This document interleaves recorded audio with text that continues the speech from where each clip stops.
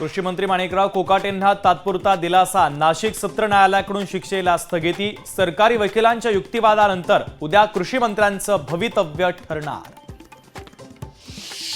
नीलम गोरेंचं वक्तव्य मूर्खपणाचं। नीलम गोरेंच्या वक्तव्यावर शरद पवारांची प्रतिक्रिया। तर संजय राऊतांनी सांगितलं ते 100% बरोबर।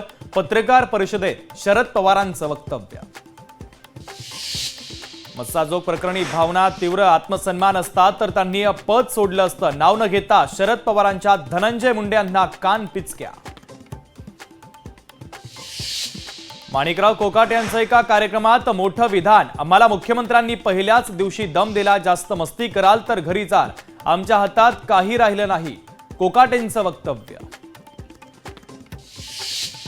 मी अन्नत्याग आंदोलनावर ठाम। धनंजय देशमुखांची भूमिका। तर उद्या मस्साजोग ग्रामस्थांसह आंदोलन करणार असल्याची माहिती।